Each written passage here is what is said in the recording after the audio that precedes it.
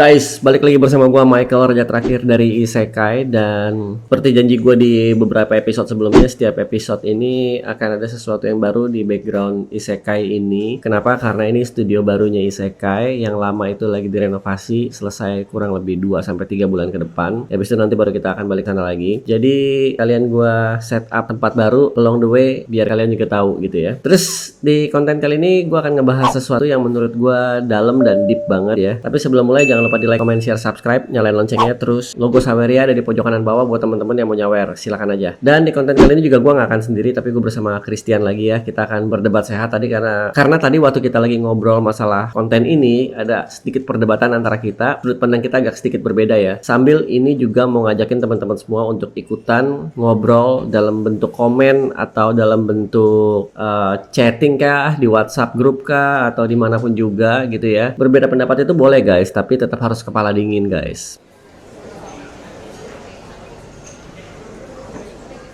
Oke, jadi yang mau kita bahas itu apa sih guys? Di konten kali ini tuh kita mau ngebahas ini guys. Ada sebuah chat yang beredar di Facebook ya, kalau kita nemunya di Facebook, yang menyatakan kalau instansi bea cukai itu ternyata menerima 50% dari biaya pungutan cukai untuk pribadi si petugas itu. Jadi kalau misalkan dia berhasil mendapatkan barang yang terkena cukai dan berhasil mendapatkan biaya dari situ, 50% itu untuk negara, 50% untuk si petugas yang mendapatkan kasus itu gitu. Gue bacain aja dulu chatnya dan detailnya, jadi kita sama-sama dan bisa sama-sama ngikutin ya guys ya. Ternyata bea cukai dapat bonus pendapatan 50% harga dari tiap harga barang yang disita. Terus ini ada postingan dari postingan aslinya ya. As Indonesian citizen, I honestly feel cheated. Apparently Indonesian custom agents can receive rewards like a commission or bonus up to 50% of the value of seized goods or unpaid duties when they catch violation. Oke, ini kecil sekali teksnya. Terus ini gua nggak bacain semua ya karena panjang dan di bawah ada linknya lagi. Terus di bawah itu ada lagi nih. Setelah sedikit riset, ini beneran. Orang bea cukai dapat 50% dari nilai sanksi administrasi atau premi yang diatur sejak tahun 2011 dan diperbarui di PMK 21 tahun 2024. Ingat nggak kasus viral denda premi sampai 3 kali atau 10 kali lipat harga barang? Tawan cuy. Ini di sini ada potongan pasalnya lagi ya, pasal 113 DUU 17 2006 ya. Mohon konfirmasinya Pak Prasto. Nah, ini perseorangan, kelompok orang dan atau unit kerja yang berjasa dalam menangani pelanggaran kepabeanan berhak memperoleh premi. Jumlah premi yang diberikan paling banyak sebesar 50% dari sanksi administrasi berupa denda atau hasil lelang barang yang berasal dari tindakan pidana kepabeanan. Yang ketiga dan keempatnya gue nggak bacain ya, tapi buat teman-teman yang mau baca silakan di pause aja sendiri ya. Nah, dari sini juga di postingan berikutnya ini ada linknya juga. Terus ada udah mulai banyak komentar-komentar yang masuk juga. Oh lah, ini yang bikin susah ngimpor buku bacaan ternyata. Pengen baca ayat kursi juga buat becuk. Terus ada yang bilang rampok, komentar yang masuk ya. Lanjut ya ke postingan keempat ya.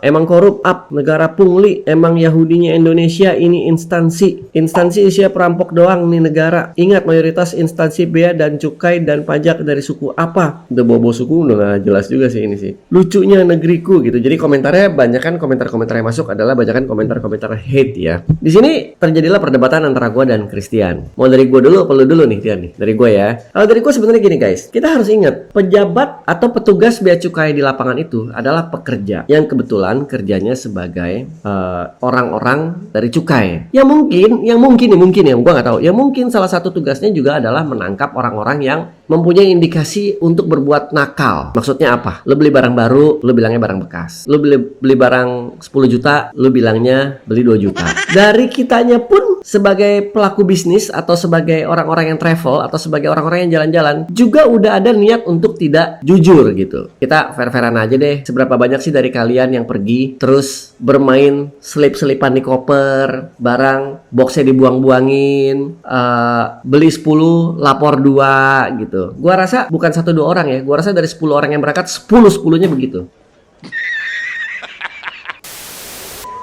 Terus kita mau nyalain pihak petugas bea cukai gitu, yang kalau kita lewat penuh dengan kecurigaan. Menurut gue sih nggak fair juga gitu ya. Dan kalau dari gue lagi nih ya, kalau kita bahas dari sudut pandang 50%, ya setiap instansi punya nilainya masing-masing. Kalau misalkan lu sales ban, lu jual berapa ribu ban, lu dapat insentif berapa. Kalau lu sales minyak goreng, lu jual minyak goreng, lu dapat insentif berapa. Apapun jualannya, kalau memang sudah disetujui oleh instansinya, jual segini dapat ini, jual segini dapat ini, jual segini dapat ini, itu biasa. Contohnya nggak usah jauh-jauh deh, kita bicara masalah asuransi. Berapa banyak agen asuransi yang jalan-jalan ke luar negeri? Kenapa? Ya karena kalau lu udah nyampe level ini atau udah nutup berapa duit, lu dapet tuh ke Korea, lu dapet tuh ke Eropa, lu dapet lu ke Jepang, lu dapet tuh kemana. Terus lu mau marah begitu? No lah, sama lah ini juga. Kalau gue jadi negara, bukan sebagai pekerja ya, bukan sebagai orang bea cukai. Kalau gue sebagai negara nih, gue pasti akan melakukan hal ini. Kenapa? Daripada gue dapat 0, mendingan gue dapat 50%. 50-nya gue kasih ke petugas di lapangan. Kalau gue sebagai negara. Tapi gue juga ngerti kenapa Christian bete. Kenapa Christian tadi, oh nggak begitu dong, gini dong, gitu. Nah, sekarang kita coba dengerin dari sudut pandangnya Christian. Kenapa sih? Lu jadi gimana menurut lu?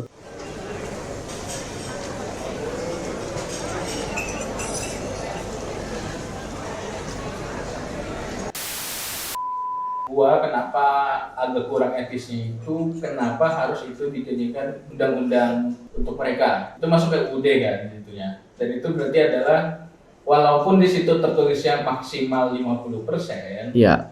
berarti kan sedikit-dikitnya 10-20% dari harga barang itu lumayan loh. Jangan nggak kecil gitu. Dimana kita itu udah sulit ngitung dan kita juga jadi sulit, kita bisa dapat harga pastinya gimana nih barang. Nah kalau itu beda, itu juga keluh kesah gue untuk pihak bea dan cukai ya nanti abis ini. Tapi itu masih tapi masuk gitu. Kalau teman-teman yang udah sering kirim barang kayak gitu kan kita pasti ngitung dulu nih biaya masuknya berapa. Betul. Ya kan? Karena udah pasti kena, udah pasti deh. Kita nggak berpikiran ini dulu ya. Gue berpikirannya adalah kalau kita sebagai seller kita masukin barang perorangan ya. Gue nggak ngomongin yang company dulu nih, gue ngomongin perorangan gitu. Kan seller ada yang perorangan. Kita masukin barang, biayanya itu kan kita harus tahu berapa gitu. Hitungan tiap bulan kalau beda-beda kan, kita jadi nggak bisa nentuin harga jual kita sama atau enggak. Yes. Itu maksudnya kenapa gue agak jadinya skeptis ya, jadi skeptis. Iya, jadinya berarti kalau cara mainnya gini, gimana kita mau dapetin barang yang enak untuk jual di sini jadi agak repot. Itu aja sih gue sih lebih ke situ ya. Okay. Gue nggak ada kayak ngejelekin instansinya apa kayak di komen-komen, nggak ada. Cuman gue lebih ke kalau tiap bulan, anggaplah dalam 1 bulan kita udah 3 pengiriman berbeda.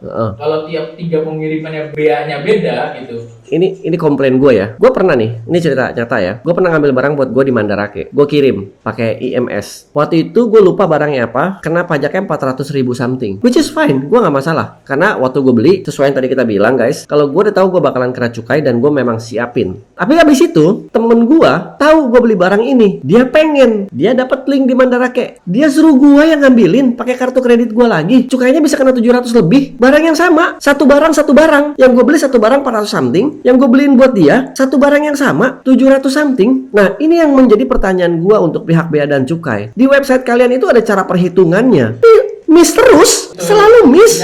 Itu yang bikin gue bingung banget sih. Itu satu ya, itu satu nih. Terus kedua, gue mencoba eskalasi dong, mencoba komplain dong. Tahu nggak mentoknya di mana? Dibilangnya ini kebijakan.